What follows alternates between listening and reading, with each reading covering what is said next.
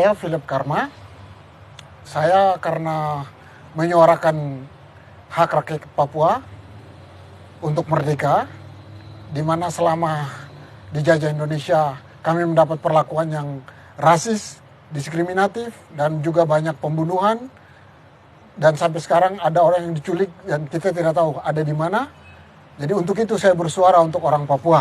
Tapi karena saya berjuang dengan damai menyuarakan penderitaan orang Papua, saya ditangkap dan dipenjarakan selama 15 tahun. Jadi divonis penjara itu 15 tahun. Dan pernah ditawarkan gerasi oleh Menteri Hukum HAM zamannya Pak SBY, saya menolak itu. Karena kalau saya menerima gerasi berarti saya mengakui bahwa saya salah.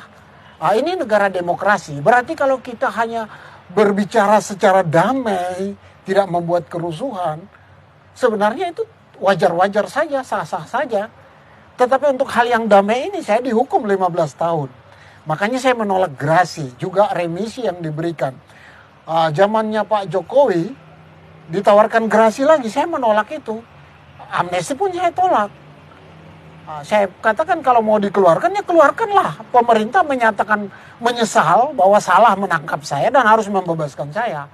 Tetapi yang terjadi malah saya dipaksa keluar di eranya Pak Jokowi.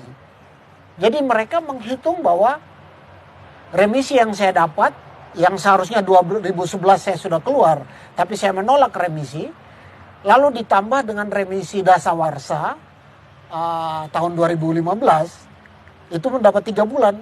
Dengan itu saya dipaksa keluar, dan saya menolak itu. Karena saya merasa, loh saya tidak salah. Dalam sebuah negara demokrasi itu sah-sah saja. Tetapi negara tidak mau mengakui bahwa negara pernah salah. Tetap warganya yang tetap disalahkan, rakyatnya yang disalahkan. Jadi sama kasus saya juga, meskipun saya tidak salah, saya tetap diposisikan di tempat bersalah dan dibebaskan. Tapi untuk itu saya tetap tidak terima.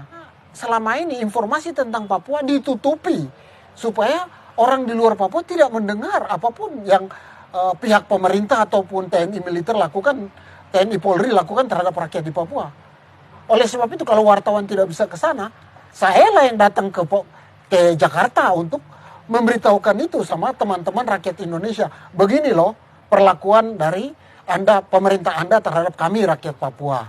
Supaya teman-teman di Jakarta mengerti. Karena saya percaya banyak orang di Indonesia punya hati nurani.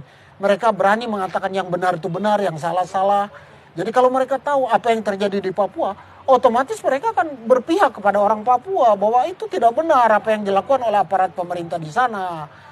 Perlakuan tidak manusiawi, dibunuh dan sebagainya itu tidak benar. Orang bersalah harus ditangkap, diproses lewat pengadilan. Tapi yang terjadi di Papua adalah orang diculik diam-diam dan sampai hari ini tidak kembali ke rumahnya. Kalaupun sudah mati, di mana kuburannya pun tidak kelihatan. Itu yang terjadi. Apalagi seperti kasus saya di Biak berdarah.